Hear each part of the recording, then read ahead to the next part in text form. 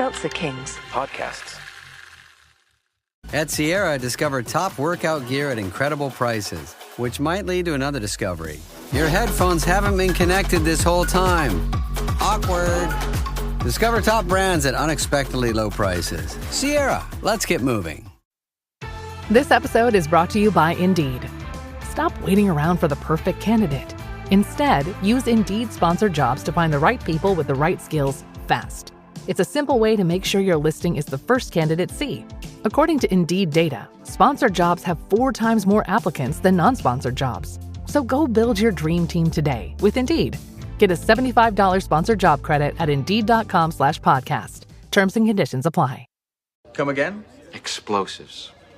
They're in the hangar where Terrence keeps his cars. Your Terrence. The same Terrence who had nothing to do with the bus crash, who couldn't possibly have made the call that detonated the bomb. Veronica saw them firsthand. Oh, well, if Veronica saw them. I mean, that's like Moses bringing tablets down the mountain to me. Why don't you get a search warrant, Sheriff, and see for yourself? Could take a while. Judge Carlton is fly fishing at Bighorn. Unless you've got a canoe. You might want to post someone. Outside the hangar, you think?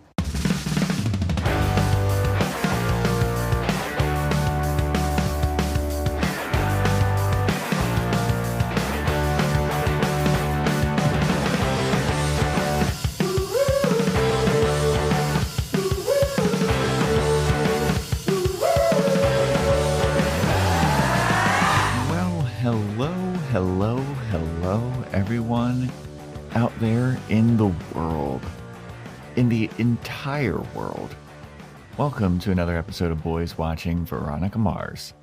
We're just two boys watching every episode of Veronica Mars for the first time, giving our review, our reactions. We're your hosts. I am Joe Welke. I am Vance. And today we're talking about Season 2, Episode 15, titled The Quick and the Wed, directed by Rick Rosenthal. Originally written by John Surge.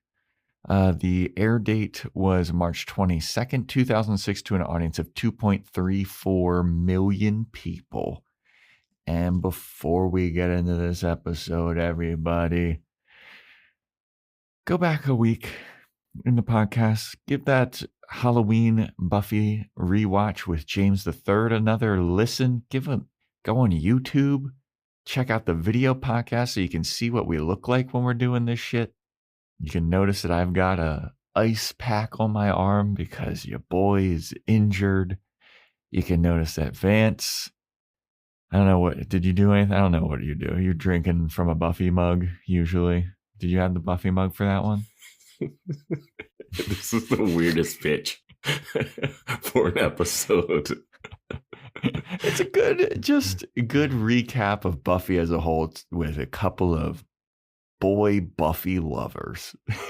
Yeah, it's a good time. Hope everyone had a good Halloween. And check it out. Did you have a good Halloween, Vance? You dressed up as the surprise motherfucker guy? Yeah, dressed up as Dokes. You can see that on my Instagram at thisisvance if you're looking for it. Hell yeah. Good time. I didn't do much actually on Halloween. Favorite Halloween candy? In my apartment building, someone had those trolley gummies out. I won't say they're my favorite, but I do like the trolley gummy. I won't say anything like Reese's. Like just a Reese's. Yeah. Classic. Yeah. Yeah. If I'm going chocolate, Kit Kat. Going fruity, Skittles. I'm not the biggest Kit Kat fan. Yeah, that doesn't surprise me. Something about the wafer. I like a Twix though, but I don't like it's something about the wafer. It's something about the wafer. You know those like nutty buddy bars or whatever? Yeah. I don't like those either. It's something about the wafer. Those are like my favorite thing in the entire world. Yeah. It's something about that doesn't do it for me. That's so interesting because you like Reese's. I love Reese's sticks. And that's like kind of the same thing. They got the wafer, but it's peanut butter and chocolate. And it's, I don't know, man. I ate a whole bag of Nerds clusters and my mouth is shredded, dude. I went to a party and they had a bowl of Nerds clusters. And I only had a couple, but the geniuses who decided to finally stick Nerds on top of gummy candy. It's just, all right. Yeah, they figured it out. Yeah. I mean, it was originally like Nerds Rope. It's like the same Yeah. thing. Nerds Rope is the shit. But then they're just like, let's just make clusters of it. And I just house them. Like, it's good to have the Nerds Rope because it caps me. Mm. Like, it's just the length of the rope. Mm-hmm. Clusters, I can't stop. I just get fucked up. Oh my God. But yes, give that Buffy Halloween rewatch a listen. I hope you all had a good Halloween. Join our Discord. Got a lot of fun conversations going on in there. Join our Patreon, patreon.com/boyswatchingbuffy, where we're doing Boys Watching Freaks and Geeks. We just did our Death Becomes Her episode. And we've got some shit in the works for November. Mm-hmm. We've already decided on our movie. Are we going to tell them what it is yet, Vance? Yeah. We're going to let it linger a little bit more. No, you know what? Do we have to? Let's just tell them what it is. All right. Let's fucking go. We're going to continue the trend picking up off of Death Becomes Her and do another Meryl Streep movie, Devil Wears Prada. That's going to be the November movie. We just decided it. Yeah. We're gonna dive in. Yeah, no poll, no discussion. Nope. Just, hey, we're doing this. Yeah. That's what you're getting. So yeah, be on the lookout for Devil Wears Prada. Mm-hmm. Should be a good time. Anne Hathaway, Meryl Streep, classic. And yeah, Freaks and Geeks. Good times going on over there. Now, I do have a big update that I figured I should at least put on the podcast. And that update is that I finished Breath of the Wild a few weeks ago. Whoa. Yes, Wow. I have defeated Ganon and saved the citizens of Hyrule. I've done it. This is almost a decade late review of Breath of the Wild. And I will say, great game. My only quibble, if I had to have a quibble with the game, is that for an open world game, and I don't play a lot of Zelda, so I hear this is how most Zeldas end. It kind of little anticlimactic that I can't go back and play the game after beating it, so that like the world doesn't continue after you beat the boss, so you can go visit the places you've been to and see how people react to the evil being vanquished. Instead, it kind of just does like a save right before you beat the boss so that you can still go do everything. Like, I'd already unlocked the map. I'd done a bunch of stuff, but there's still stuff to explore. But I was curious what certain characters would say. I wanted a hero's welcome when I walked into certain villages, you know, talk to people that have been like guiding me through the way.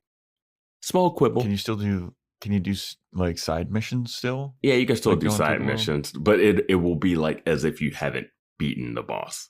You know what I mean? Yeah. So it just starts you before the boss. People are still like, oh, the bad guy is still terrorizing. It's like, bitch, I beat that guy. Yeah. And I understand the structure of the game, why it's like, would be kind of weird if the bad guy, if all the like monsters and stuff were still around after you beat the bad guy. But it's just something I wanted. And I was looking forward to going around and seeing what people were doing after that. But great game. And shout out to BTVS and UR for getting me that Switch.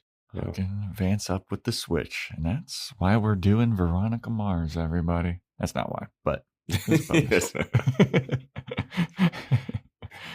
But speaking of Veronica Mars, the Quick and the Wed.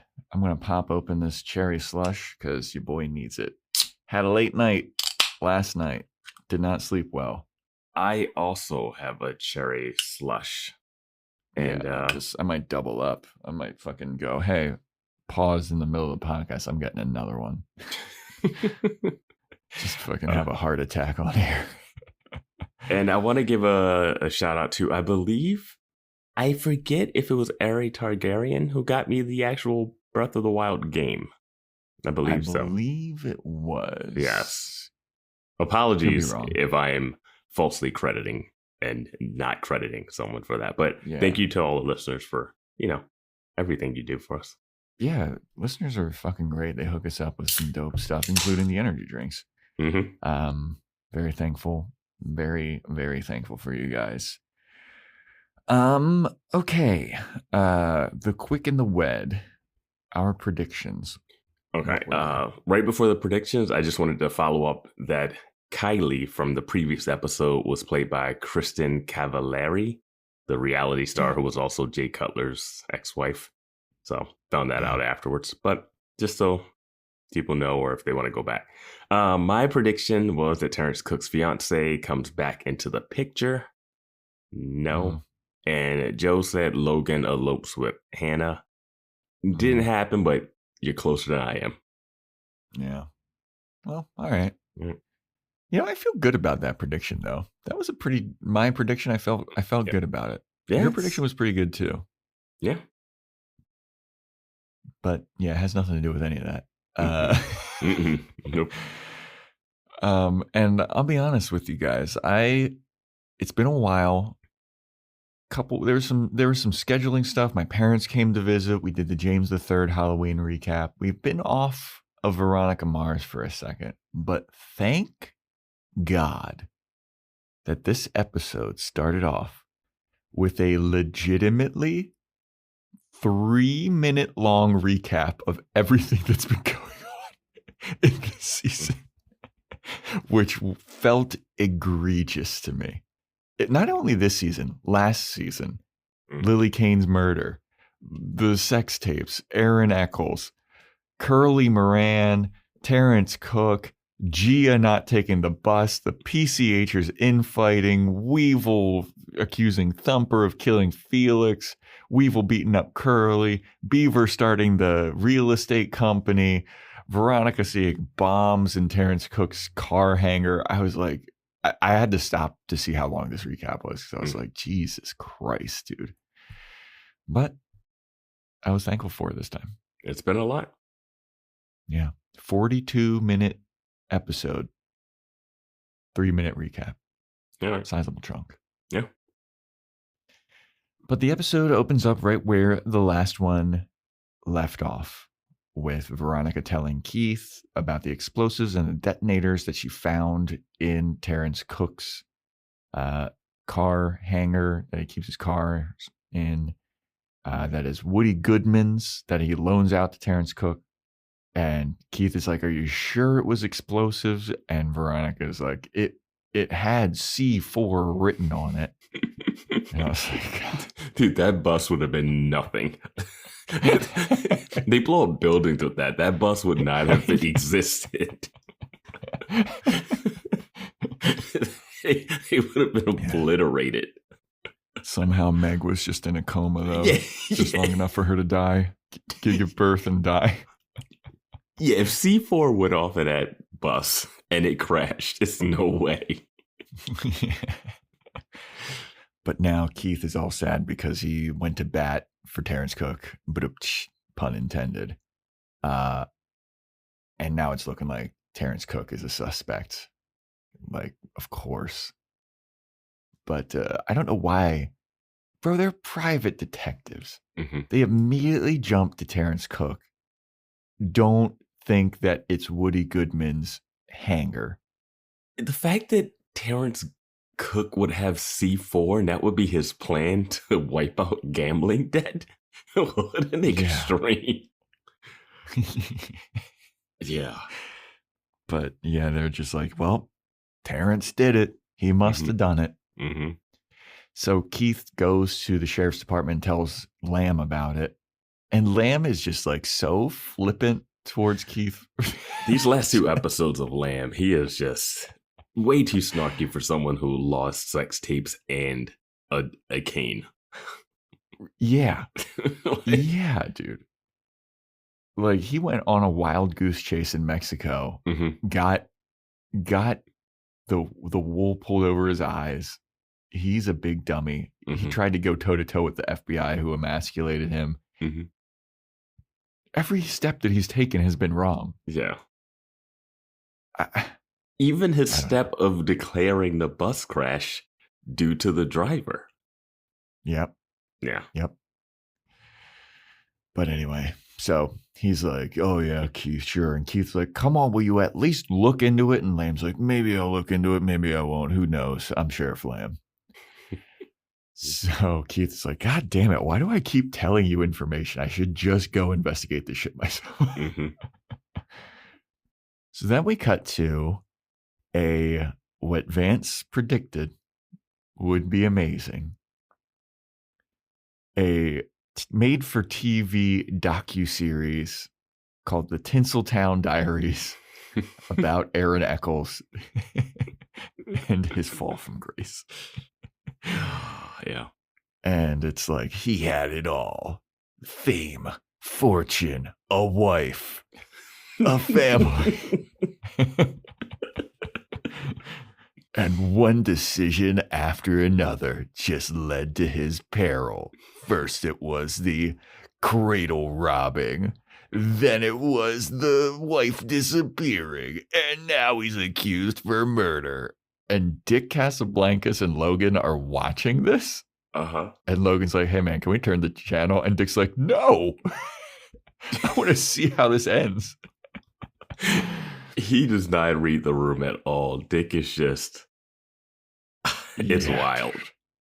Yeah, but they're like talking about like, oh, like all of the misfortune of the Eccles family. Of course, they go into Aaron stuff, and then they're like, his wife disappeared. Trina had like a hoax, fake illness. Mm-hmm. And then their son. Oh my God, their son might be the worst of them all. He organized bum fights, and now he's on trial, much like his father, for murder or manslaughter or whatever. Yeah. And Logan's sitting there just like, he's like biting his nails and shit. Yeah.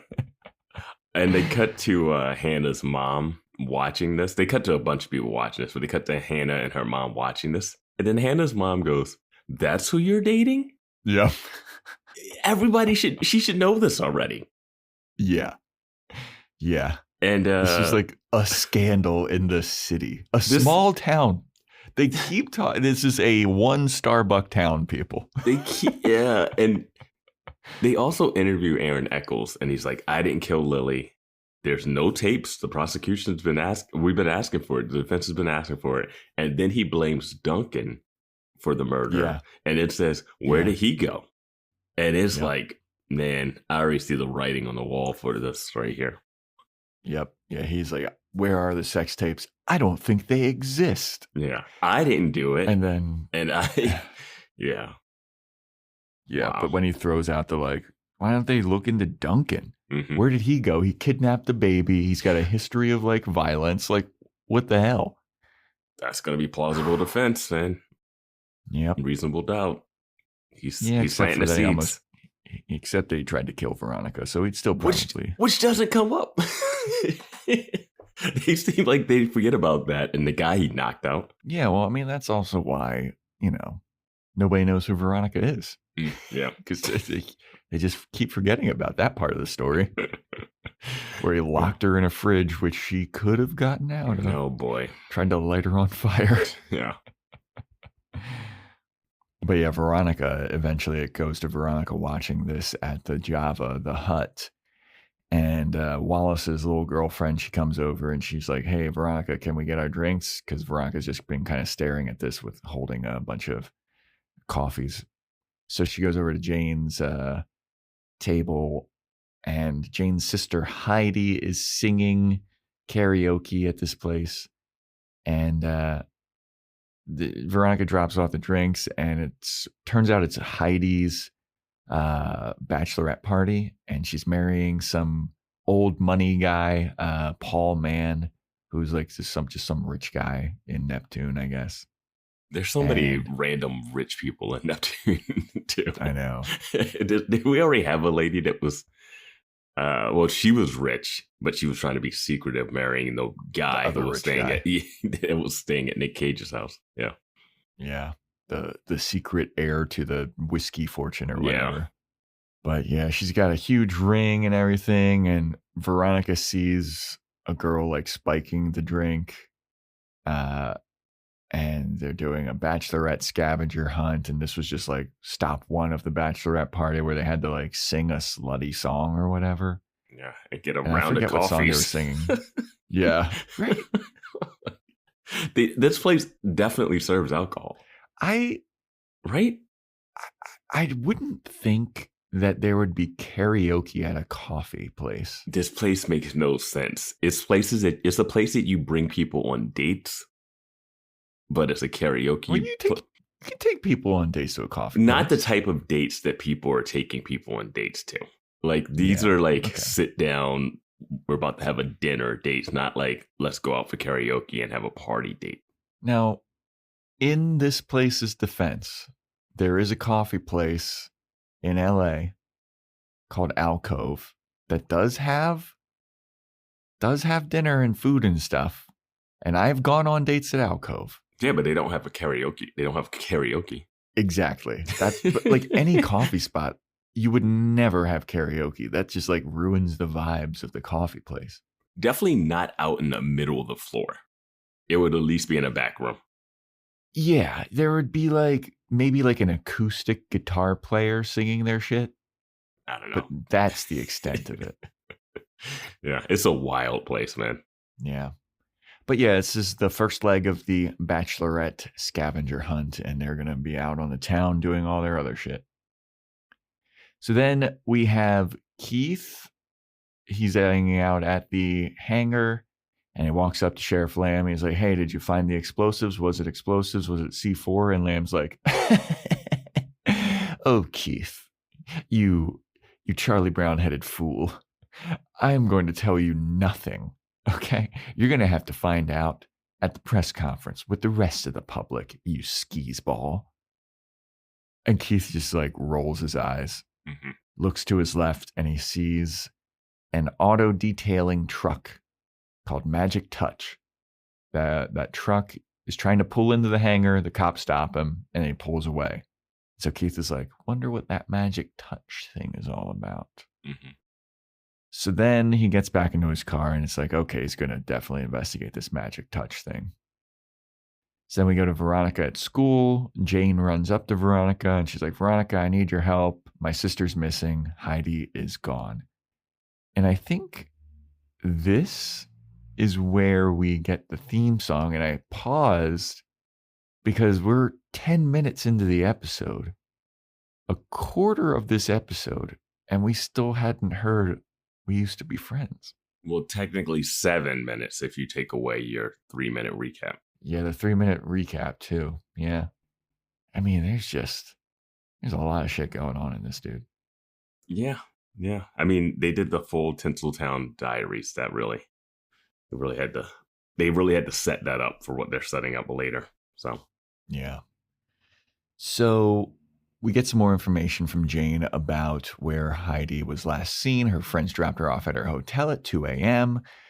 Then she missed her dress fitting at 10 a.m. and they've tried calling her and no one's seen her since. The cell phone goes right to voicemail.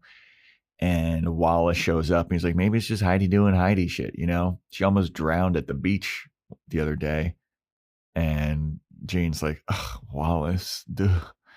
And Jane is like, well, we need to find her before the wedding, okay? And Veronica's like, when's the wedding? She's like, it's in 3 days. So you got 3 days to find her. This little ticking clock? This isn't a Veronica job. No. Throughout this episode, I found it very strange that Veronica was the one looking for Heidi because no one else seemed to care. Yeah, it seemed like Jane was kind of like rolling her eyes at Veronica for the rest of the episode when Veronica's asking her for information. Jane's kind of like, yeah. I think you fucking asked me to help you. It felt like they were doing that to do a mislead, maybe that Jane had something to do with it. But I was like, it's no way the show's going there yet. But yeah. And also to mention, there's a friend who's very jealous that Heidi's marrying this rich guy at the Bachelorette Party. Yeah.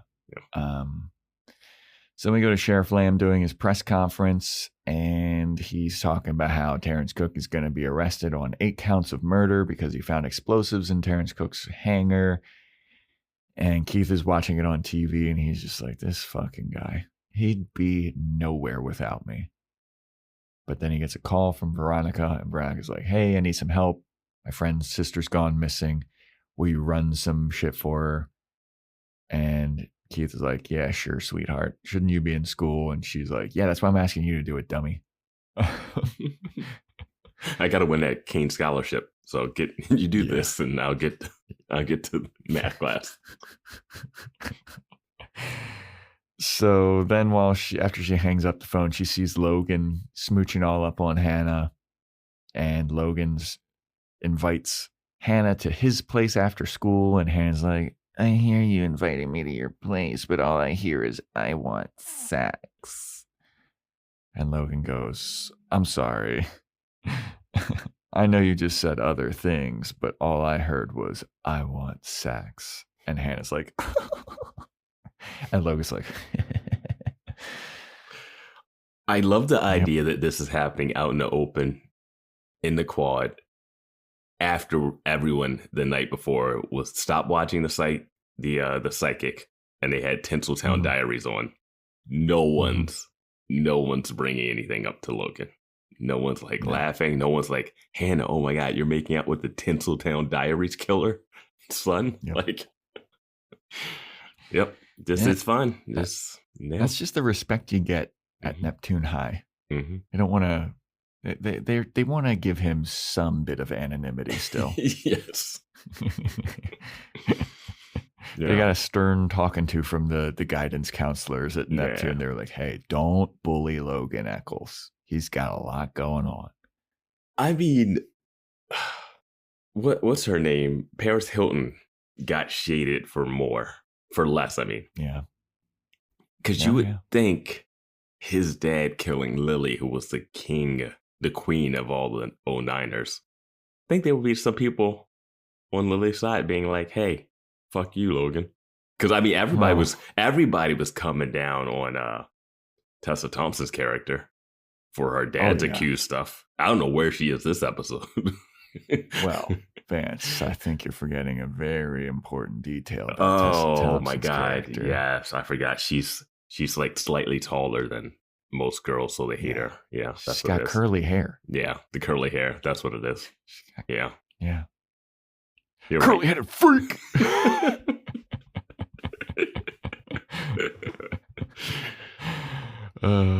But yeah, so Veronica then confronts Logan at his locker about like, yo, what are you doing with this girl, Hannah, dude? Like, you're like, this is pretty low. You're like getting with her to try and get closer to her dad. Like, come on, dude.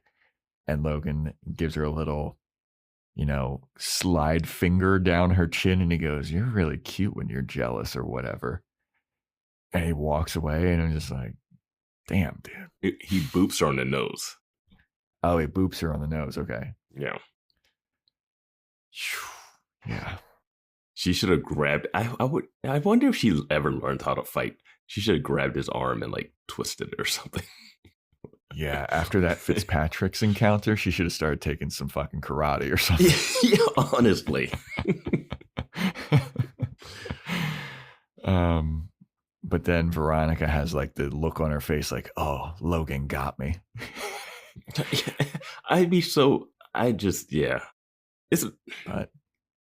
So then we see Veronica, she goes to Heidi's place, and her apartment's a fucking mess, and Jane's like, oh, don't worry about this is how it always is. I don't think she goes to Heidi's place. I think she's interviewing Heidi's friends at the coffee shop, right? No. Oh wait, no, yeah, pretty you're right. sure. You're right. Pretty sure that is. I skipped over a thing. Yeah. Sorry. Vance, you were correct. But yeah, she's interviewing Heidi's friends from the Bachelorette Party. And they're saying, dude, they're just saying some fucking catty shit about her. But they're so casual that she's gone missing. They're not even. I know. I'm like, Veronica, if this group doesn't care, why are you so invested? Yeah. And like, they're like, oh yeah, she's marrying Paul Mann. She's going to be set for life, blah, blah, blah. One of them is like, I wish it was me marrying Paul Mann. I need to find me a rich guy or whatever. And Veronica's like, okay, so where did you guys go after you left the Jabba Hut? And they talk about how they went to like this place, that place. They went to an all-male review, and then they had to get some guy kicked out of this place because Heidi felt like he was following them. Mm-hmm. And Veronica's like, okay, well, you guys also had a camera. I remember you taking pictures at the Jabba the Hutt. What happened to the camera? And they're like, Heidi had it. And it's like, great. All right. So this is looking like a dead end. Oh, and the one girl lost her phone. Yeah. This gets paid off. Oh, and then they mentioned that she has a tattoo. She had a tattoo removed. Heidi had a tattoo removed of her ex-boyfriend, Nick, or something. Yeah. Now, this gets paid off a little later, but I'm watching this and I'm wondering why these three women are taking an interview from the barista. Why are they being interviewed by the barista at Jabba the Hutt? Yeah. Like, all of them just showed up and they're like, I would have to imagine that Jane called them and said, hey, can you come down to Jabba the Hutt to talk to my friend from high school to find out where Heidi is? Like, that's the only way this gets arranged. Like, what? Yeah. I hired my friend from the Future Business Leaders of America Club to investigate where Heidi went. And you guys don't recognize her as the Tinseltown solver or Sheriff Land or Keith's daughter. The daughter of yeah. Keith. Man, we were fucked up this morning. Cherry Slushes, man. Yeah. Cherry Slush is not hitting the way that it needs to.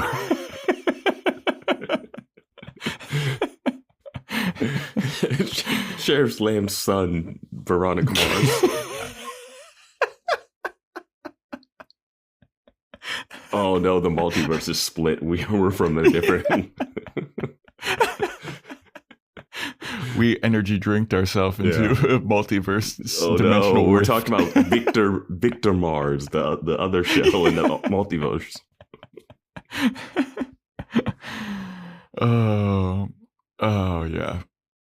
But yeah, so then Veronica goes to Heidi's apartment and it's a mess. And Jane's like, don't worry about it. It's always like this. Veronica sees 2 wine glasses and she's like, that's suspicious. And Veronica's looking for the camera in Heidi's place. And this is where, like, when Veronica asks Jane, like, hey, does it look like she may have packed a bag to leave or something? And Jane looks at her like, why the fuck would I know that?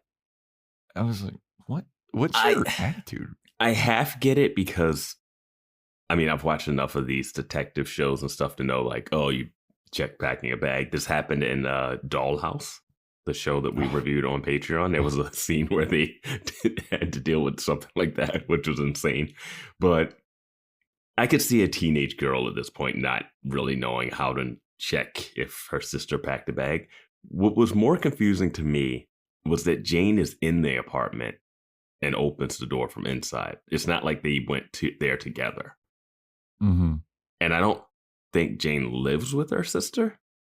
Yeah, I don't know. So she's just like in there. And like both times, like we come back to this place later, but Jane is also like in there as if it's her place and opens the door from the inside. You would think that they would go together. Yeah. But yeah. Yeah. No, well. But is this where she finds? No, never mind. But yeah, this is like a dead end. There's nothing really going on in her apartment aside from the 2 wine glasses. And one of the wine glasses is broken. So then we go to some characters that we haven't seen in a minute. We have Beaver and Kendall Casablancas. They're walking into an elevator. And things seem to be going pretty well for Beaver and his fake business. All the investors think that Daddy Dick is like behind all of these investments and pulling the strings. And Kendall thinks they should buy this other property. And Beaver's like, that's why we don't pay you to think. I was like, damn, Beaver. I used to like you, my guy. Yeah. And he goes, what did I tell you about thinking? And then Kendall goes, that it makes my breasts smaller. Yeah. Like, yeah, when she said that they're thinking that his dad is pulling the strings, I was just like, man, he's like Nepo babying it. And also just the corporate world is like, oh, the guy that can't ever come back in the States and was running a scam. Oh, he's in charge of it? We'll do deals with his son. Yeah. Like, when she said that, I couldn't tell if she thought that was like a bad thing or if it meant like there's trust with the Casablanca's name. no, I think she was saying it's like, trust? I think she was saying it like, they're not going for your ideas. They're only going with it because your dad, because of the name. That's what I thought. Yeah. And then I was like, but that wouldn't make any sense because the guy is like on the run.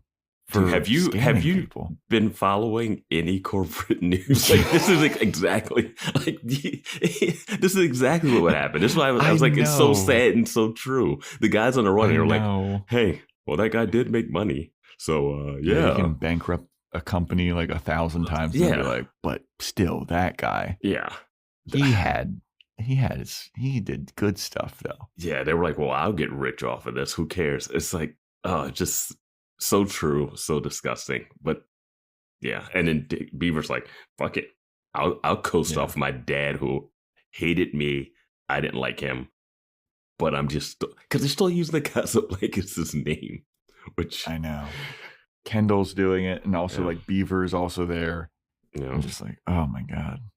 But before we move on, I need to take a moment to talk about what the fuck is Kendall wearing in this.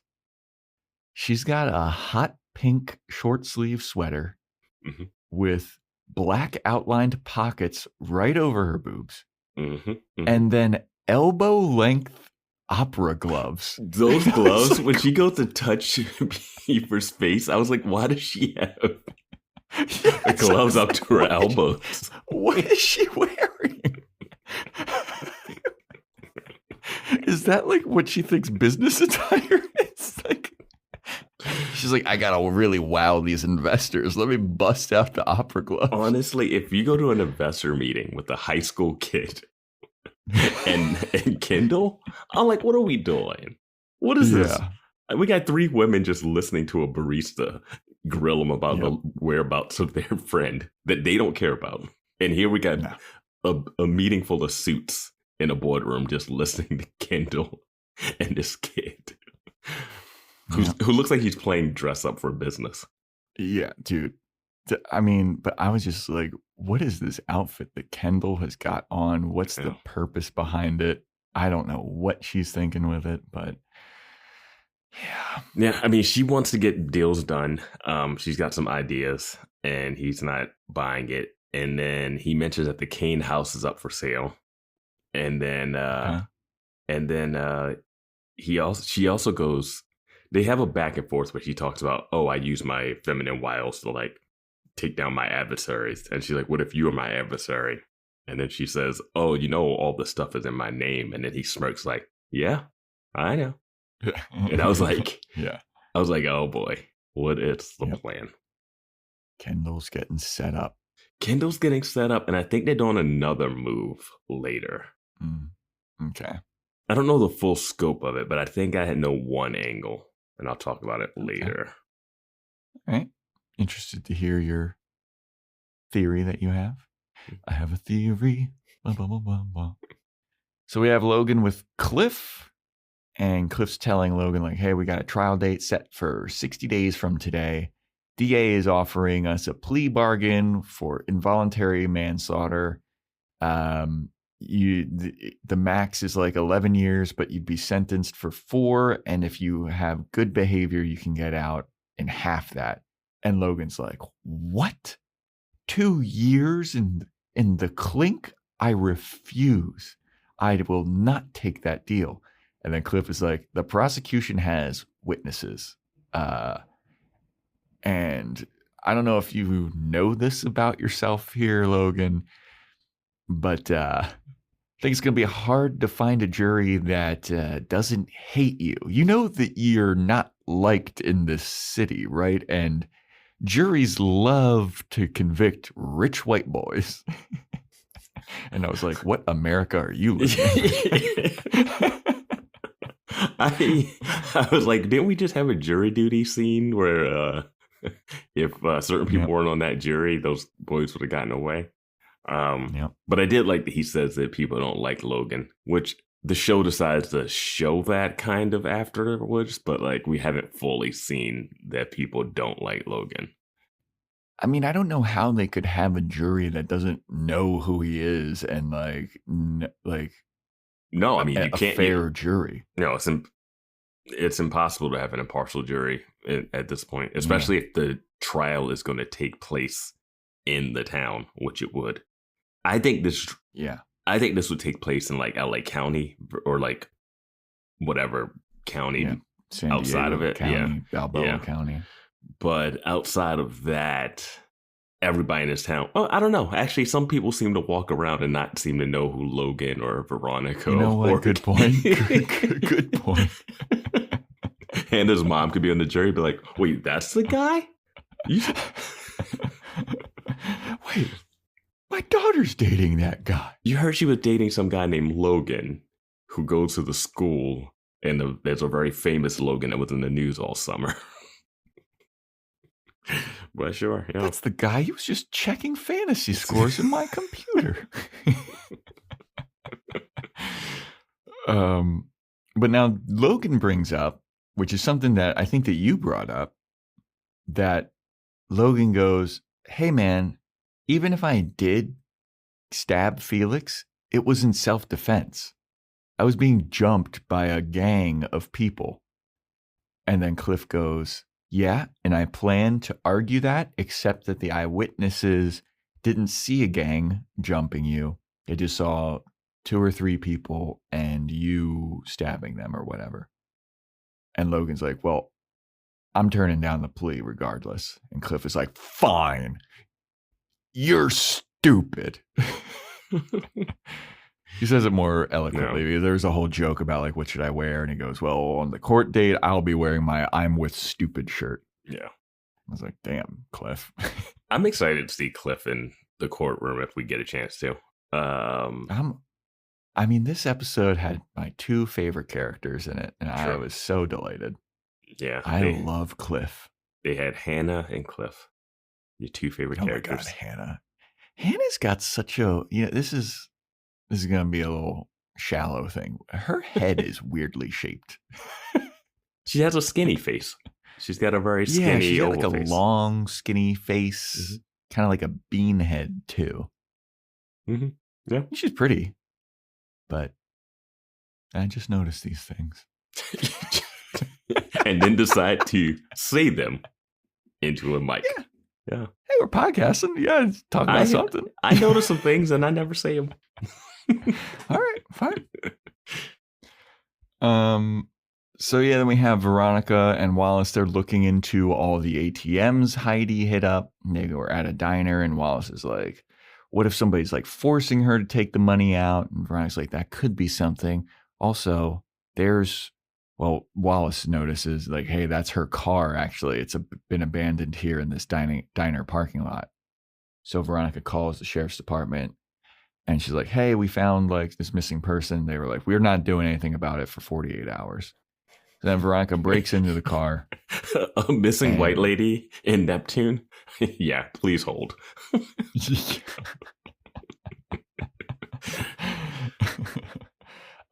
So Veronica breaks into Heidi's car and finds the camera from the Bachelorette Party. Okay, so I'm assuming that she has this in her car to break into that car because she's using the like little thing that you jam down between the window. Yeah.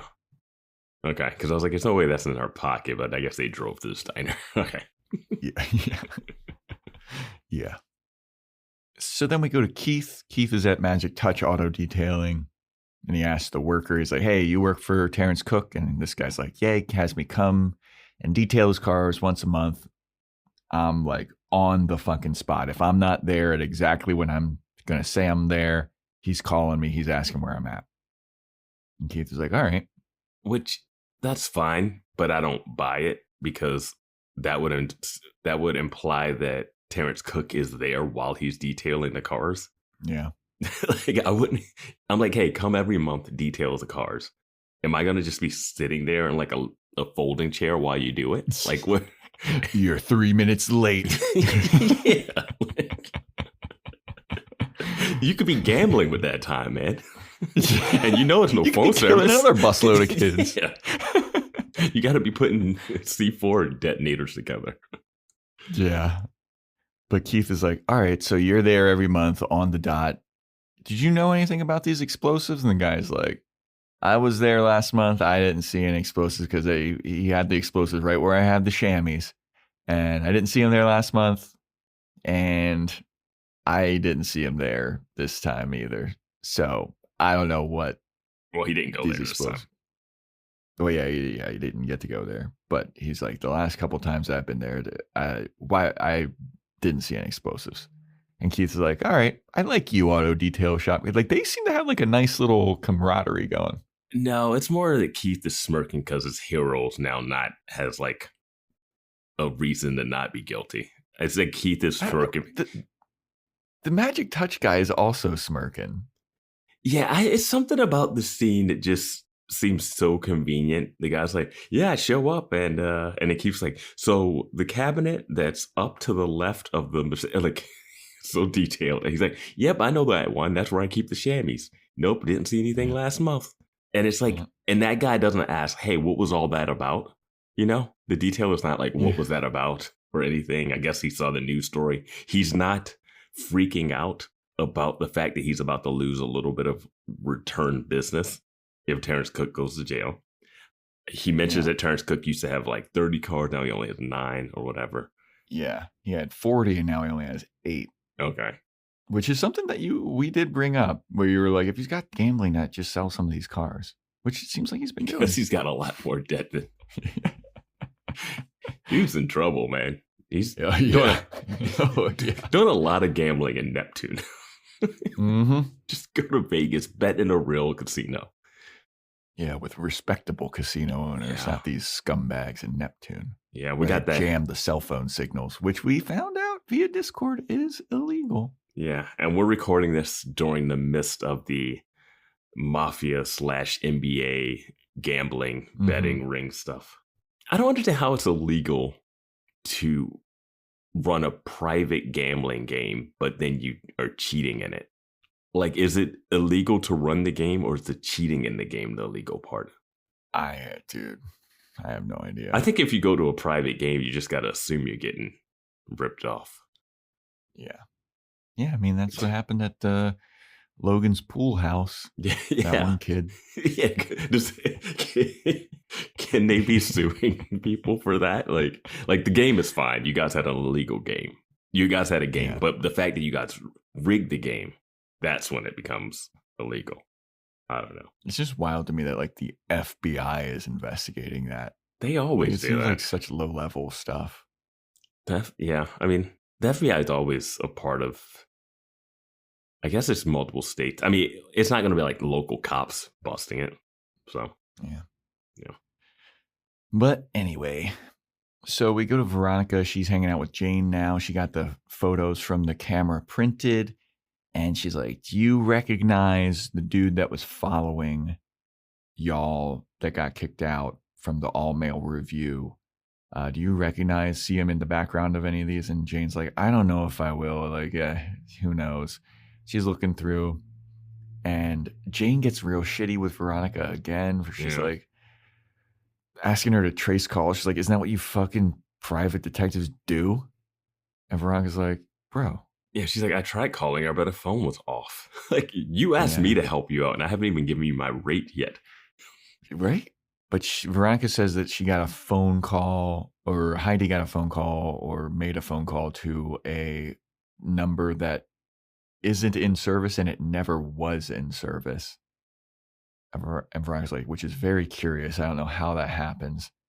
But while Veronica's telling Jane this, Jane sees the guy. She recognizes the guy that was following them in one of the pictures, but it's just his torso. Like, his head isn't in it, but it's a very distinct shirt.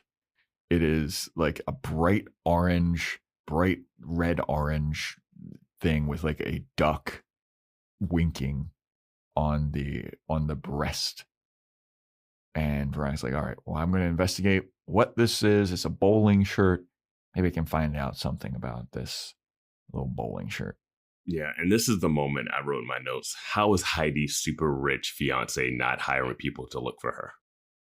Yeah, right. Because in TV shows, they do this thing where people are getting married and then the bride and groom don't see each other until the wedding, until there's like, I'm about to say I do.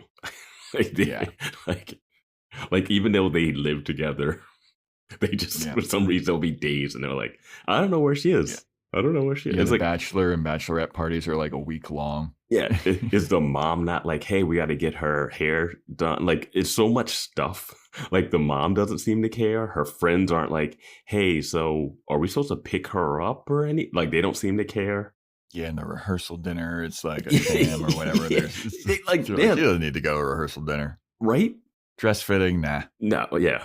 And another thing that I had, and I want our Discord users and listeners to chime in. If you've been the younger sister, or if you're the older sister and you've gotten married, do you bring your high school age sibling to the bachelorette party? Yeah, where there's like an all male review and drinking. I guess like dudes, drinking, dudes like, shoving their junk in your face. I assume you have to be 21. Singing slutty songs. I'm just assuming that. Because it's like her three friends who all seem like they're late 20s, early 30s, or whatever, mid to 20s, early 30s, whatever the show wants. But then you have this 18-year-old girl. I'll give her 18. I'll give Jane 18. Right? Yeah. Is she even allowed in some of these places? unless she knows 21 plus. Super huge deputy and he can get them in any clubs. Yeah. Super huge. I forgot about super huge deputy. He'll let anybody in. The worst deputy. Hey, do you want to get into this club underage? I got you. Aren't you security and a cop? Oh, God. That's why cops are corrupt, dude. They don't get paid enough. I don't know why he's so adamant on her coming into that club. He's so adamant on Veronica coming in. But yes, so Jane recognizes the guy's torso from one picture. Wayfair's big sale is returning. Get ready for Way Day. For 4 days only, score up to 80% off all things home with free shipping on everything. From October 26th through 29th, score Wayfair's best deals, like up to 80% off area rugs, up to 60% off mattresses, up to 60% off bedroom furniture, and more exclusive doorbuster deals. So mark your calendar and shop Way Day starting October 26th at wayfair.com. Wayfair, every style, every home. Hi, I'm here to pick up my son Milo. There's no Milo here. Who picked up my son from school? Streaming only on Peacock. I'm gonna need the name of everyone that could have a connection. You don't understand. It was just the 5 of us. So this was all planned. What are you gonna do? I will do whatever it takes to get my son back. I honestly didn't see this coming. These nice people killing each other. All Her Fault. A new series streaming now only on Peacock. So we have Aaron Echolls getting a visit from Kendall, who's pitching him on like, hey, I'm running this fucking real estate business and, I want to give you a slice of the pie. You should invest in it. And by the time you get out of prison, you can be a rich man. And Aaron's like, oh, you need money. And she's like, well, yeah. Yeah. He does a Hannibal impersonation. Oh, he does a creepy Hannibal Lecter impression, and it is awkward. It comes out of nowhere, and Kendall's like, nice Hannibal, nice Lecter or whatever. And I was just like, yeah, should you be doing that? You're what? Well, should he be doing that? And then Kendall starts unbuttoning her blouse, and I was like, should she be doing that? And then Aaron's like, all right, I'll help you invest. I'll invest in fucking Phoenix Land Trust. But you got to do something for me. And Kendall's like, what do you want, Daddy? He's like, I need you to go to my son Logan's hotel room. You know my son Logan? And Kendall's like, we've met. Yeah. But yeah, he's like, you got to go to Logan's hotel room. It's crazy that he even knows that Logan lives in that hotel. Yeah, right? Like, that's what I thought, too. Who told him? Probably Lamb. Lamb's like, your house burned down and now your son's living in Duncan Kane's hotel room. Yeah. Oh, you didn't hear? That's like Lamb's favorite thing. Oh, yeah. Oh, maybe you should go to the Wizard. Get you some ears. That would be amazing. If they ever bring that back, it's going to be great. Oh, I think you need to talk to the Wizard. I don't think they're going to. No. That was just some random episode, I think. But we'll see. Though they did bring back Who's Your Daddy? Well, Who's Your Daddy was kind of set up. That was a big moment, but it wasn't like a character. It wasn't a full character trait. Yeah. I don't know. Well, maybe it was. Yeah. So Aaron sending Kendall to go to Logan's hotel room. He needs something from Logan's hotel room.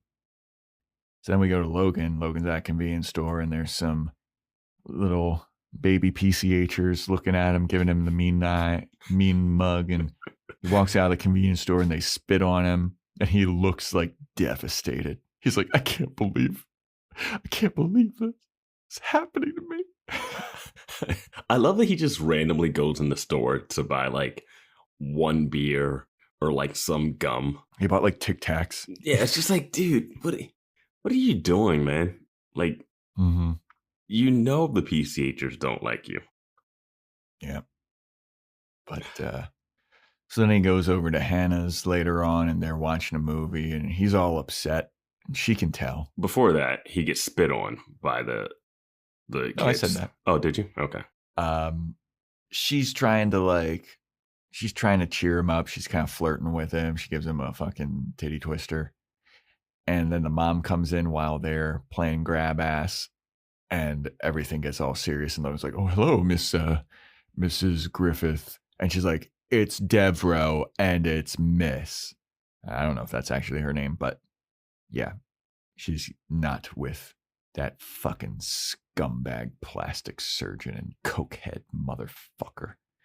Lying piece of shit in bed with the Fitzpatricks. But Logan introduces himself, and the mom ain't having it. And she's like, hey, Hannah, can I talk with you in the kitchen really quick? And Hannah's like, yeah, sure, Mom. And then Logan's like, excuse me, ma'am. I need to check some fantasy scores. Can I use your computer? And I was like, don't let this motherfucker use your computer, dude. And then part one of our two-parter thing that will come up later. This is back when people just had the family computer. Yep, the computer. In the den. Yeah, it was like in the den, off the living room. It was just like, there was just the one computer hooked up to the dial-up. Yeah. The DSL. Yeah. Yep. Yeah. You like, check fantasy scores. Use your phone, dummy. It's like, nope. Yeah. Nope. Gotta also, get on your AOL account. Yeah, I guess. Yeah, fantasy. I wasn't doing fantasy at this point in time. Well, he's playing fantasy basketball. Which so is he crazy. I've never done the fantasy baseball or basketball, but it's too many games for that for me. In high school, I did fantasy baseball, and it is a lot of work. Yeah. And I used to do fantasy football, but now there's football games Monday, Thursday, Saturday, Sunday, Friday sometimes, and it's also a lot of work, and I don't care. It's a lot, but at least it's like one team playing once a week versus it's so much. Yeah, dude. I mean, baseball is like a lot, and you have to have pitchers and see who's pitching when and see if you got drop and at, like, it's so much work. Yeah. Not worth it. I'm fucking checked out of football at this point too. Like, I have a passing, like, I'll watch games, but I'm not like on top of people. I barely even really know who's on the Ravens anymore. Like every week I'm surprised. I'm like, oh shit, DeAndre Hopkins is on our team. Every week. You keep forgetting. I mean, he doesn't do shit. I feel like that's more of a problem that you're having. Well, dude, I saw that J.K. Dobbins is on the Commanders now, right? No, he's on the Denver Broncos. See? I can't keep up with the shit, dude. The rules change every fucking year. Like, that's always been the case, though. That's always been the case. That's not true. When I was a kid, dude, they weren't even a two. No. When you were watching as a kid, there wasn't even a 2-point conversion. Yes, there was. When did the 2-point conversion kick in? But no one ever did it. I'm just saying, like, the rules changed all the time. It seems like they change every year now. Like, it would be like the rules would change, but it was like every 5 years. No, the rules were always changing. Oh, I'm telling you. Okay, man, I don't agree. I don't remember the rules changing as much as they change these days.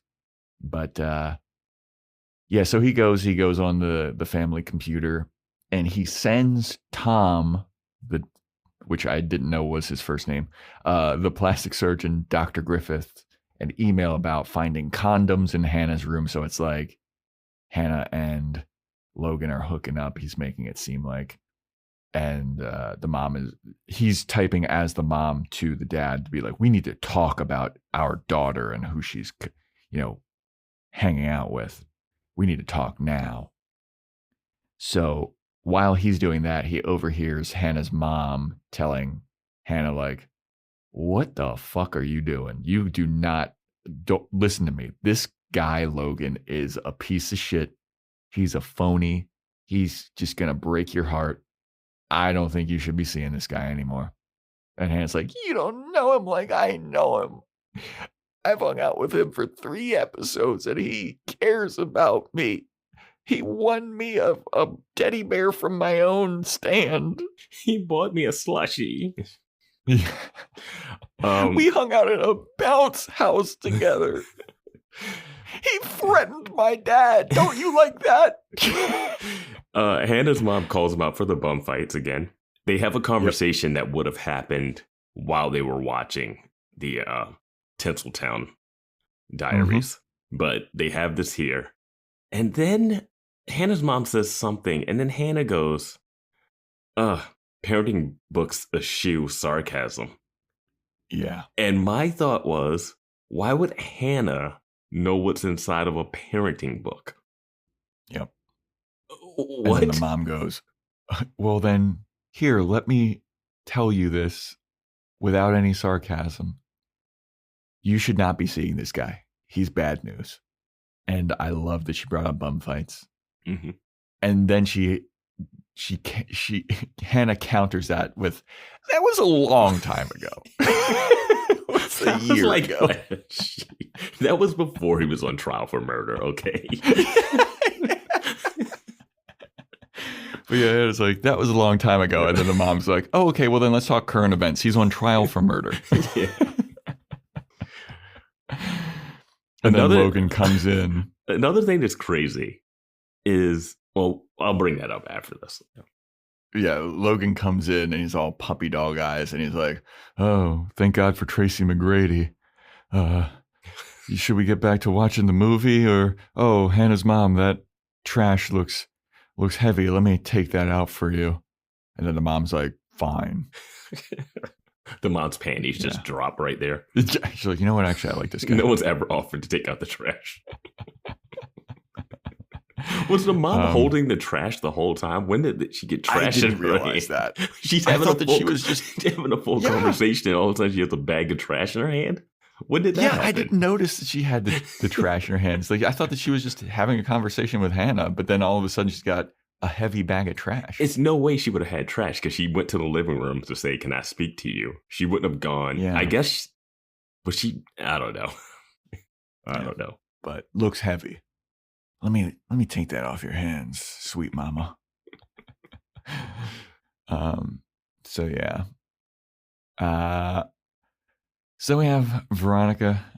She's at the bowling alley. She's investigating that bowling shirt that she saw from the picture, and she asks the bowling alley attendant guy behind the desk. She's like, hey, you recognize this shirt? He's like, oh yeah, that's the One-Eyed Ducks. They're a bowling team. They're on lane 5 or whatever.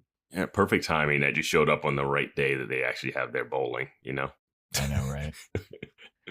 So Veronica goes over to lane 5 and she's like looking at the people and she's like, well, that guy can't be it. He's too fat. That guy can't be it. He's too old. That guy can't be it because that is not a guy. That is a lady. Oh, yikes. And then she's like, all right, well, this person that's up bowling right now fits the MO, fits the description. Let me see. Gets a strike. And who is it but my guy, in all caps in my notes, Vinny Van Lowe. Yeah, I saw Ken Marino's name come up in the early credits. So I was like, oh, he's going to be in this. But yeah, I wasn't thinking him as a bowling. Yeah. But Vinny's like, Veronica's questioning him, and Vinny's getting a beer. He's like, you want a beer? And Veronica's like, what, dude? Hey, I mean, I'm sure Jane could have had drinks when she was out Bachelorette partying, and there's no laws in this town. True. But Veronica's like, hey, so what's up with this Heidi lady? What's going on? Who paid you? And he's like, that's private information. And Veronica's like, well, I know that you got thrown out of Happy Horseshoes for stalking. And Vinny says, if I had a dime for every time I was thrown out of H squared for stalking, I mean... And then she's like, do you know where Heidi is? And he's like, nope. And she's like, who hired you? And he's like, nope. And she's like, God damn it, Vinny Van Lowe. And he's like, you want to see me bowl another fucking strike? I'm about to get a turkey on this bitch. Well, and then he says something like, she's like, what did you do at Heidi? He's like, oh, kidnapping. That's your racket. Wink. Talking about the whole Duncan thing. And I was like, it's kind of your racket too. You were very pivotal in that scheme. Oh yeah, he was. And then he does a great duck quack sound when he goes back. He really did. He winked at her. Was like, quack, quack, quack. Yeah. Fuck yeah, dude. Ken Marino. I do also in this. I like the. Oh, this is later. She says the thing about him being a good private eye. Actually, remember when we were asking who has screen presence in this show? Vinny Van Lowe. Yeah, he comes in, gets it done. Yeah, every time. Yep. So then we go back to Hannah and Logan, and Logan's leaving, and Hannah's like, I guess you heard what my mom said. And Logan's like, yeah, I kind of did, but it's got me thinking, like, you know, what if she's right? What if she's right about me? And then Hannah's like, well, I don't care. And he's like, no, maybe you should, babe. And she's like, maybe we should go back to your place. And Logan goes, I heard you want to go back to my place, but all I heard was, I want sex. And then Hannah's like, maybe you heard right, big boy. And then Logan's like, gulp. I don't. This is actually not what I don't know. I'm confused. Yeah. Logan gets all stuttery, and he's like, okay, gosh, okay. If you really want to come back to my place, sure. We got room service and yeah. This is where I was like, it's no way. I understand why they need him at her house so he can send the email from that. But if you have a boyfriend who has a hotel room, and I know she thinks, oh, if I go there, I have to have sex with him or whatever. But it's no way you're just watching movies on your parents' couches late at night on what seems to be school nights. Just casually knowing and like flirting with your boyfriend on the couch with your parent there. Like just not cool. Yeah. And with a suspected murderer. Even though Hannah doesn't believe that he did it because she found cocaine or pills or whatever in Dr. Griffith's house. And she's also kind of cool with her dad just being a lying informant, lying about her. Involved with the Irish gang. About to put her boyfriend in jail for life for a murder he didn't commit. So she's fine with that. She'll just keep flirting. It's just, you don't come back if you got a other place. Yeah. But yeah. Yeah. So we have Keith in Lamb's office, and Keith is like, hey, man, I've been trying to get a hold of you. And Lamb's like, yeah, I've been avoiding you. That feels good to get off my chest. I was like, God damn, dude. But Keith tells Lamb about the detailer. He's like, he was there all the time. He never saw the explosives. I think that why would Terrence Cook keep the damning evidence at all? And especially why would he keep it in a place that he knows the auto detailer is going to see it? And Lamb's like, I don't care. I want to arrest somebody right now. And Terrence Cook fit the bill. And anyway, maybe you could ask him when he's out of surgery. And Keith's like, what? And then Lamb goes, oh, you didn't hear? Drinking game when you watch the show. Oh, you didn't hear? Drink. Oh, you didn't know? He loves having information that other characters don't. I don't understand where this information comes from, because I think if this information actually happened, you'd have to be under a rock to not hear about it. Yeah. But he's like, I didn't arrest Terrence Cook yet because he's in surgery, because he got shot. Because Ms. Dumas's father, you know, Ms. Dumas from the bus that died in the bus accident that he was having an affair with. Ms. Dumas's father shot him because Terrence Cook was breaking into their family house in San Francisco. What? And yeah, Keith's world is rocked. I was rocked. I was like, what kind of... At first I was like, oh, Miss Dumas's dad shot him. Okay, yeah, I could see him being upset that his... Or any of the parents being upset. Like, I mean, if they were throwing stuff... If they were dunking Tessa Thompson... Jackie into the dunk tank, imagine how they'd be mad at the person who actually did the murder. Yeah. But I was like, oh, the sentence started. I was like, oh, Miss Dumas's dad just went, rogue and just shot him, right? Yeah. But then he's like, oh no, he was breaking into their house. I was like, what? Yeah. What? Now it's kind of like Grounds, maybe. But then it's also kind of like when you think about Weevil breaking in. The Canes found Weevil in Lily Kane's room and did not shoot him. Yeah. But I'm like, wait, so, and this is so, it just felt so random of a sentence. He was breaking into their house in San Francisco. Like, what? That would be all over the San Francisco news. Oh, yeah. Potential Hall of Fame baseball player and star pitcher shot.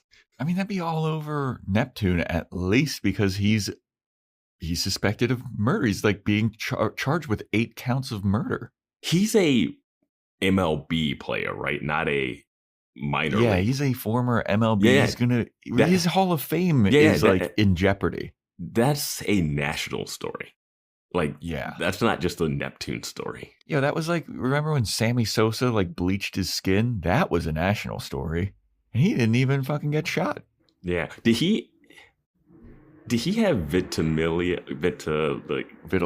Yeah. I don't know, but I remember because that was before. It was before that became like such a well-known thing, like with Michael Jackson and everything. But his was I don't know if like he went that way and then just said fuck it. I just remember it being a story. I don't have all the details. Me neither, but I remember seeing him being like very white looking and just being like, what the hell happened to Sammy Sosa? But yeah, this would be major news story that a all-star baseball player was shot in San Francisco, all places. Yeah. Yeah, Keith's been busy. Oh, you didn't hear? Keith's been so busy. Calling phone, making calls about Heidi, the girl that no one seems to care that's missing, and then driving from an auto detailer's to the sheriff's office. If I'm lame, I'm like, snip, snap, snip, snap. You keep coming in with info and changing it. I do. Yeah. Lamb is a little too snarky. Way too snarky. Not a little too snarky. Way too snarky. But I would be like, Keith, come on, man. You keep coming in with multiple different stories. Yeah, at the beginning of this episode, he's like, so you found explosives in Terrence Cook's place, the guy that you were just in my office defending, saying he had nothing to do with the bus explosion. Interesting. Yeah. And now you're coming back to say, oh, those explosives weren't his. Like, you want to count to 10 next time before you start? Yeah. To Keith's credit, though, this should be what Lamb is investigating, too. What, the which he seems to have no interest in doing. Yeah. Oh. What should he be investigating? He could have asked the auto detailer guy some stuff, too. I think Keith should have asked the auto detailer guy some more stuff also. Yeah, I mean, I don't know. I don't think cops are going to be like, hey, the auto detailer said he didn't see him Yeah. Like now you still have to figure out where the explosives came from. And it seems like Keith had then like, hey, who planted them? That should be Keith's thing. Yeah. Like if it wasn't him, someone planted them, who do you think planted them there? Yeah. So then we have the future business leader of America guy. I forget what this teacher's name is, but he's talking about some news story. I zoned out, I'm not going to lie. But basically the gist of this. He's saying that the 57% of Neptune is being, right now they have 57% of the vote for Neptune to be incorporated, which is what Goodman wants. And that's when Veronica's like, the rich get richer and blah, blah, blah. And then he goes on to tell a whole story of another thing and giving giving real info about like how all the money gets financed in one side and then all the outer boroughs are super poor. And it's just like so real, so accurate. Yeah. And all the property that was within the wall of the rich community went up, and all the other property that was outside of the wall, like just is worthless because it's like a crime riddled place now and all this shit. And then they do a little check-in on the stock portfolio game that they've been playing, and Beaver's crushing it. Yeah. But yeah, and there's also a little moment of Hannah walking by in the hallway and blowing Logan a kiss, and Veronica seeing it and being like, ugh. She blows the loudest kiss ever. And what is cringy is that Logan catches it. He not only does he catch it, but he like tries to suavely catch it and like play with it in his fingers and stuff. Oh my God. The stuff they do in the school is gross. Mm-hmm. Logan back on his hand acting game. He's got those finger flourishes. Yeah. That goddamn guy. But then Veronica, she gets a call from Keith. And he tells her, hey, Heidi used her phone twice this morning to call somebody named Paul Mann. You know who that is? And she's like, yeah, that's the guy she's getting married to. And Keith is like, Veronica, let me tell you, she just got cold feet. That's always what it is. Okay, don't think too much about this. She just got cold feet. And Veronica's like, all right, Dad. So she calls the one number that Keith gave her, and it goes straight to a fax dial tone. Mm-hmm. And Veronica goes to Heidi's apartment again with Jane, who is already there, and they see a fax machine. Why is she already in? Like, is she staying there? I guess. But the phone line was hooked up to a fax machine, and Veronica's like, well, if this fax machine has like memory and like storage or whatever, maybe we can load what was being faxed from those 2 phone calls earlier. And it's a fax. They printed out as a fax of a band's tour schedule. And Jane's like, that's Heidi's old boyfriend's band, the one she had his name tattooed on her ass. And the name of the band is Accelerate or something. And so this is part 2 of, fax machine. It's an old relic that's still, I think it's still around. I think you can still fax things places, but it's not common. But you would normally have to unplug your phone and plug this up unless you had 2 lines. We had 2 lines in our place at one point. We had one for the regular phone and one for the internet. So like if you were on the internet, you couldn't get a fax at one point. But yeah. Oh yeah. I mean, that was like the internet. If you were on the internet, you couldn't get a phone call. Yeah. Unless you had another line. Yeah. But this one, so the fax machine, you can just send printouts to people. You can copy a piece of paper and they will scan it and print it out on your printer. Is your printer connected to the phone? And on the band flyer about the tour, there's a note that reads, I need to see you, and then it's signed Nick, who is Heidi's ex-boyfriend. Wait, a guy named Nick that's in a band? Sounds familiar, huh? Sounds a little. Maybe you should check out geeksy. Patreon.com/boyswatching Buffy and find out what that's all about. So Veronica, she goes to the concert and she cuts in line and asks the bouncer about, hey, who's Nick? And the bouncer points her to the tour bus. And Veronica makes a mention that she's in San Luis Obispo, which is so fucking far away. Here's my question right here. Why is Jane not there or anyone else who actually knows Heidi?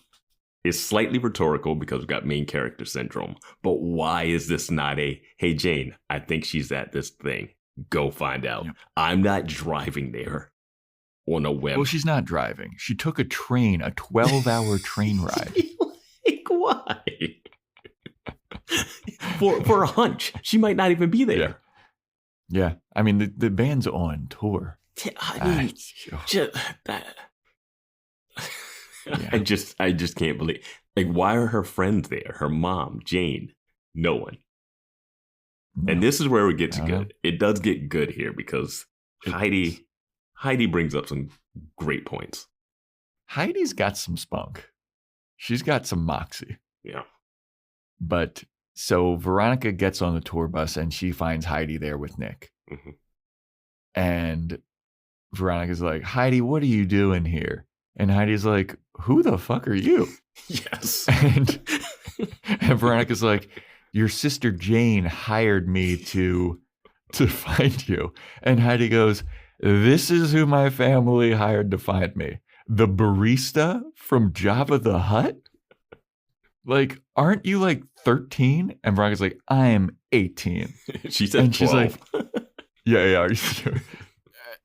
And Veronica's like, or Heidi's like, why the fuck would they hire you? And I was like, if I'm Veronica, I'd be like, motherfucker, I found you. So like, as belittling as Heidi's being, it's just like, well, I mean, I did find you though. Yeah, I don't even think, but we'll get further on, but Heidi doesn't think she's missing. So it's like, someone finding her is like, sure. But it's insane that Veronica walks out there. I just like that Heidi goes like, you're the barista? And you're like, and she's the first person that talks to Veronica like she's in high school. Yeah. Her friends were just on the couch being like, oh, whatever. You got questions about Heidi? We'll just give you all the information you need. Whoever you are, stranger. Yeah. But, so Veronica's like, what are you doing here with this fucking guy? And Heidi's like, he's my friend. And his mom's been like going through a rough time. So he asked me to come see him. And like, I'm here as a friend. And Veronica's like, well, you know, you're getting married in less than like 24 hours. And Heidi's like, dude, the wedding is off. What are you talking about? And Veronica's like, what are you talking about? And Heidi goes, yeah, one of my friends said that she saw Paul leaving his old girlfriend's apartment, his old flame. So I was like, fucking, I'm not going to marry this guy. And I tried to call Paul to tell him where he was, and he never picked up. So then Kim texted me that she saw Paul leaving his ex's place. And so I was like, well, fuck this guy. I'm going to go see Nick anyway. And then Veronica's like, well, then who sent the fax about needing to see you? Or like, Veronica's like, Nick, you sent her a fax. And Nick's like, I never sent the fax. And there's some kind of thing where like, all right, I got it. Heidi's like, I didn't call or something. I got it. Okay. Like you're floundering. Yeah, I got lost. I was like, I think you're like repeating the same stuff. Heidi says she got a call. She got the fax from Nick that said he needed to see her, and like Nick's been going through stuff. And then Nick goes, I actually didn't send you the fax. I was just so happy that you showed up. I didn't want to ruin it. It's like, what? And then she says, Kim, the thing that you said about Kim giving her the text, but then Veronica's like, Kim lost her phone, so she didn't send you that text. Mm-hmm. And so someone sent you a fake flyer from Nick so that you would go to Nick, and then someone sent you a text to make you seem like Paul was not with you. And then you think, oh, maybe this is the jealous friend who's actually trying to call this off. Initially, when this first happened, because of the way they're sitting, I was like, does he have a gun pointed at her or something? Because I was like, I know there's another layer to this, you know, because he got his arm low. But no, it's just she got like some false information. And I think, is this where, does Veronica say who she thinks did it here? Yeah, Veronica goes, I think I know who did this. Yeah. It's another private investigator or whatever. And then Heidi's like, why? Mm-hmm. Why would he do that? And Veronica's like, I'll figure it out. Yeah. So this in the story. meantime, in the meantime, the wedding is like getting started. Paul Mann's there with the priest, the little 12-person wedding parties there. They did mention that it's going to be a small wedding gathering earlier in the story somewhere, just so that they could be like, let's cut the budget down and not have to have a bunch of extras in a church. Let's have 5 people standing in the backyard for this super rich old money family. Yes. Yeah. But the priest is talking to Paul Mann like, hey, man, where's your bride? And he's like, she'll be here. She likes doing some drama, I guess. So then Heidi starts running. She's in her wedding dress, and she's like, I'm here. And I'm going to need you to explain this scene, too, because I got lost about like what people's motives were here. I mean, the plan is super dumb, but so Heidi's running up. And is she running up with Jane and Veronica or just... Yeah. Actually, it's just Veronica. Okay. I thought Jane was there at one point. Jane's there. Is Jane just like waiting? They all got ready to go to a wedding. Yeah. At a wedding. Least 3 of the 5 know that the bride is missing. Yeah, you would at least be like getting her ready, and you would be there's so much stuff that would be going on. You don't just show up at a wedding like that. That's TV nonsense. But Heidi shows up. And she's running in and she got her dress, and then she gets up and she's like, oh, I'm here. I love you. Just get married. And he's like, and then Paul Mann is really nasty to her, calls her a used up groupie, asks where she's been. Yeah. And he's about to call off the wedding. And then the groom's dad is like, nope, don't. And then Heidi goes, oh, is it because the rule is that if you call off the wedding, I get to keep the ring, the family heirloom. And I was like, wait, what? What is this rule? What is this old fashioned rule? Yeah. I don't even. Like, I guess this ring is mine to keep then. And then the dad's looking like, fuck. Yeah. So apparently the plan was to do this so that she would call off the wedding and then they would get the family heirloom back. And the reason he wanted to call off the wedding is because Paul Mann found out about her dating people in bands and stuff. Did a background check on Heidi and then told Paul the information that she like used to hook up with a bunch of rock stars or something. And then Paul couldn't live with that information. But then why is Paul there at the wedding waiting for Heidi to show up? Because he can't call it off based off of this arcane rule that if he calls off the wedding, that she gets to keep the ring. Because now they cut, because they were going to give Vinny a cut of getting the ring back or something. It's so dumb. Yeah, it's the dumbest. Why I was like, it's the dumbest, most convoluted plan ever to get her to call off you could have just called, and Heidi says, you could have just called off the wedding. I would have given you the ring back. And I'm like, this is why they're doing this, to get the ring back? You could literally just offer her money for the ring. Yeah. You could just pay double whatever a pawn shop, because she mentions that she runs away. Yeah, she's like, our pawn shop's open on Saturday? And it's like, okay, well, they're just going to go to that pawn shop and buy it back. Ring back. Yeah. I was like, this is so dumb. Yeah. You said that's why I was facts. Like, Vance, I need you to explain to me what happened here, because I was like, I don't know why anybody's doing any of this. No, you knew what happened. It's just stupid. It's so convoluted and dumb. And I don't even know this rule of like, you don't get the ring back if you call off the wedding. I mean, I've heard that rule. I know that rule. Okay. I mean, that's like a old-timey thing. Yeah, but I mean, it's just people love their tradition. People are still getting married.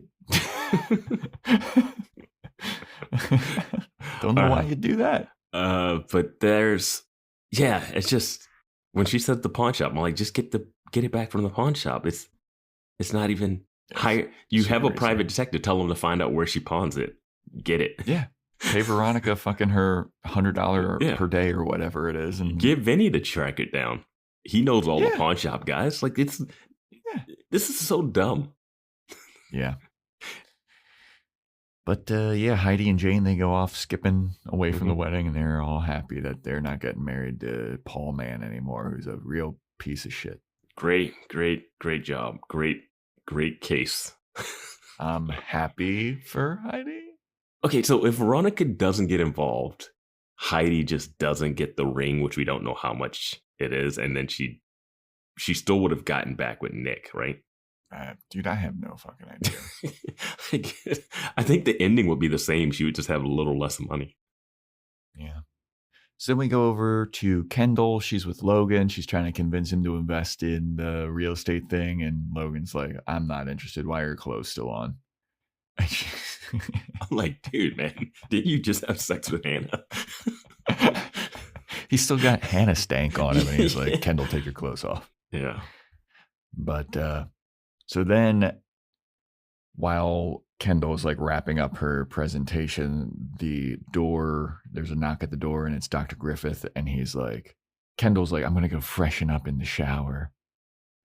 And she goes to the shower. Dr. Griffith comes in, and he's like, hey, stop seeing my daughter. I will recant my testimony. I will forget everything that I say that I saw, but this ends now. You cannot see my daughter anymore. Is that a deal? Deal. And before like Logan can be like, that's a deal, he's like, all right, good, bye. You're skipping over that. We see Kendall in the shower. I was going to say that after this, yeah. But yeah, Kendall's in the shower stealing some of Duncan's hair. Oh, is that what she was doing? I was like, what is she putting something in there? But I think you're more right that she would be taking some of his hair. I will be 100% transparent here. I thought she was like putting something in the shower, bugging the shower, but the Wikipedia says that she is retrieving some of Duncan's hair. That makes sense. That she would do that. I don't know where she's going to plant that, but it's definitely going to be a part of the whole getting Lily Kane murder thing. Yeah. So my thing that I was going to say about where I think it's all going is that I think I might have predicted this before, but I think he's going to get off for the Lily Kane murder. But I think what Beaver's doing inadvertently or whatever is that he'll still get arrested for some like real estate tax fraud thing. Like this, you know what I mean? Like I think it's going to be one of those things where he gets off on the murder, but he gets arrested for something else. Veronica and Keith can be all like a little butthurt, but at least he's in jail, you know? Yeah. But yeah, this still not. I can't believe like he tried to kill Veronica and Keith, knocked out that guy in his own house. They're pretending that they're gonna pretend like that didn't happen, just the same way that the C4 did not completely destroy a bus. Yeah, like the sound they hear on that tape recording of the bus explosion would be insane. Well, they hear like 3 explosions before the bus crashes, or is it 2 explosions? They hear like an explosion and then it hits the guardrail. Okay. But but Logan, he looks all conflicted about like, oh, maybe I actually like, I did just hook up with Hannah, I guess. So now it's going to prove the mom right that I am a piece of shit. But also I am kind of a piece of shit. But also I don't want Hannah to think that. There's a part where the doc is like, I'm going to recant my story. You stay away from my daughter. Deal? We got a deal? Great. And then he leaves. And I was like, don't assume. Make Logan say it. Make him say deal. You get him to put his pinky out and pinky promise on that shit. He would do some crazy flourish. Yeah. That pinky would be flying in from... You know he's going to have his fingers crossed behind his back, though. You just know that slimy son of a bitch. This would be my favorite episode of the show if they did a pinky promise and then the camera pans down behind his back and his fingers are crossed. Honestly, this would be peak television for me. Yeah. Oh, man. But I will say, because Kendall walks out. The reason I wanted to bring up Kendall while you were talking about it, because Kendall walks out while the doc is there and walks between them, kisses her finger, kisses it against his lip, and boy, oh boy, does Logan have the shit-eating grin on his face when he's looking at the doc, and the doc is like, you piece of shit. You're hanging out with my daughter, and you got this bombshell like walking out. Like, the doc is even like, why? Wait, hold on. You're seeing her? Why are you even seeing my? What do you? I get that it's to like extort me or whatever, but like bro. He's like, hey, I'm single. You met my ex-wife. I'm single now. Like, can you? Like, what is the secret? Dude, you're hooking up with her too? God damn, dude, bro, get it. But now, like, this looks even worse because no matter what happens after that, the dad has seen Logan with this other girl. Like, the dad doesn't even need to tell Logan to stop. So he could just go tell, like, I saw him with this Kendall Casablancas lady. I mean, she would never believe him because she's already true. Yeah. You're a cokehead, Dad. You're a cokehead, and you're working with the Fitzpatricks who are bad, I guess. I saw you called the river Styx 800 times in the last 3 days. Don't you ever go down to the river Styx. But my classmate goes there. Oh, man. So then we go to Jabba the Hutt, and Vinny's there. He's ordering something, and Veronica's like, hey, you've got Kim's phone, don't you? And he's like, yeah, I got it. Here it is. And she's like, all right, I'll give it back to her. And Veronica, this is where she's like, you know what, Vinny? Like, you're not half bad, dude. Like, you're pretty good at this private detective thing. And Vinny's like, oh, thanks, dude. Appreciate that. And we go over Veronica after she compliments Vinny. Yeah, I mean, you gotta be bonded with the person that you did a FBI kidnapping. Right? Like, you guys, I like this pairing too. But I gotta say, like, you guys have to take that to the grave. So you guys it's mutually assured destruction. You did some, to borrow some Veronica nomenclature, but like you did some serious crime together. Yeah. Like to dupe the fucking cop of Neptune, the guy. And the FBI. The FBI was involved in this. Lucy Law, Xena. Keith got over that pretty quick, didn't he? Oh, yeah. I'll never be able to trust you again. Hey, Dad, I got to go to San Luis Obispo. Can you call these numbers for me and look up credit card shit? Yeah. Of course. Love you, honey. Yeah. You didn't lie to me and have your ex-boyfriend steal a baby. Yeah. But Veronica, she takes the phone, gives it to Jane, and Jane's like, all's well that ends well. Heidi's with Nick at the next show. She never came back, and she sold the ring, and everything's great. And Veronica is like, well, I'm glad that they're together, and I hope that true love eventually comes and finds me.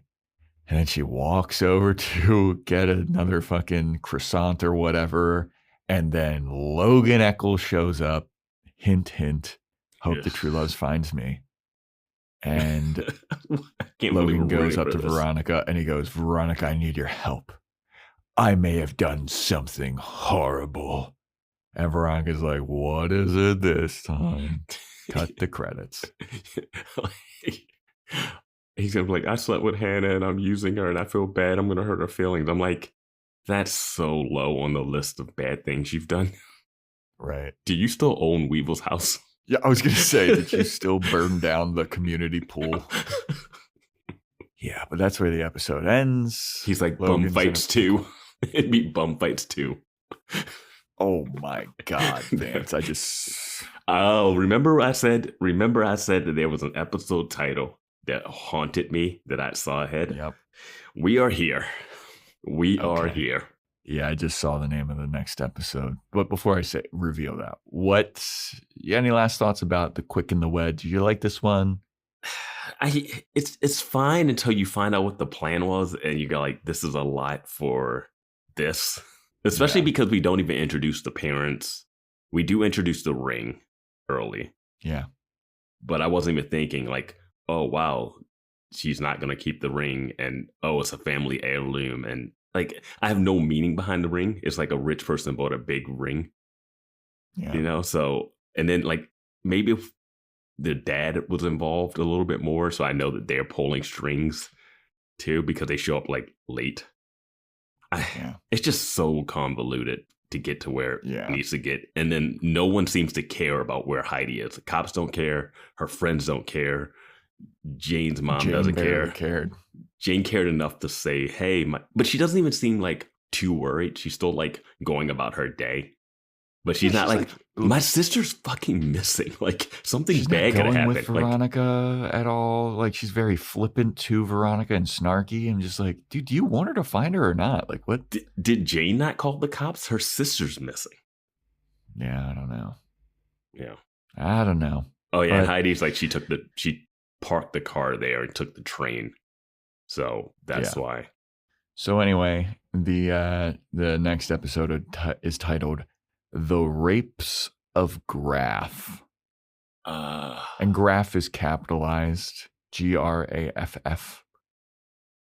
Is that somebody's name? Oh, every time I hear Graff, I think of Steffi Graf, but is that a tennis player or something? I have no idea. I almost don't even want to predict anything. But the what is it? The Grapes of Wrath? Is that they're doing a play on that movie? Yeah, the Grapes of Wrath. Yeah, so it's not even like a 1-to-1 rhyming scheme. It's an off rhyme. Yeah. I'm gonna say this has something to do with Dick and the Sally character. The Sally character that Beaver brought up in that episode. Afterwards. Mm-hmm. That's as far as I'll go. But I think after that episode is when I saw this title, and that's why I was scared. Yeah. Let's just do an good old fashioned Aaron Echolls getting prison raped.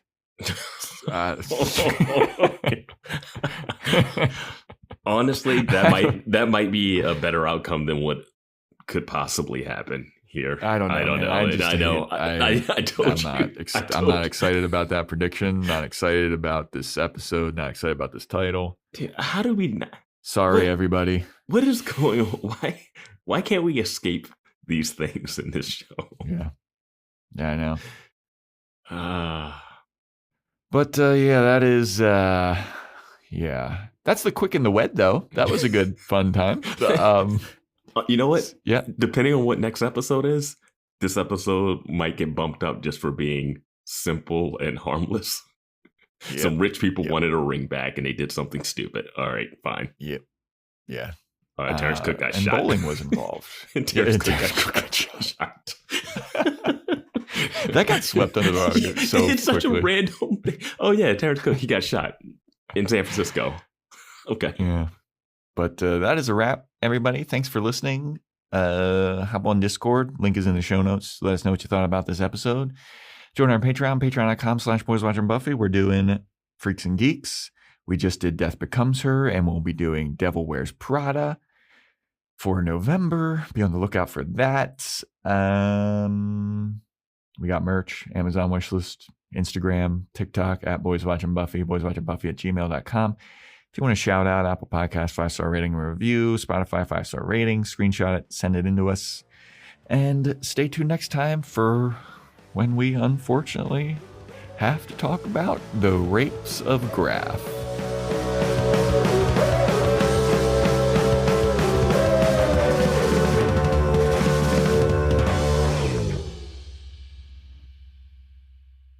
What have I told you about thinking? That it makes my breasts smaller? As a raider scavenging a derelict world, you settle into an underground settlement. But now you must return to the surface, where arc machines roam. If you're brave enough, who knows what you might find? Arc Raiders, a multiplayer extraction adventure video game. Buy now for PlayStation 5, Xbox Series X and S, and PC. Rated T for teen. Seltzer Kings. Podcasts.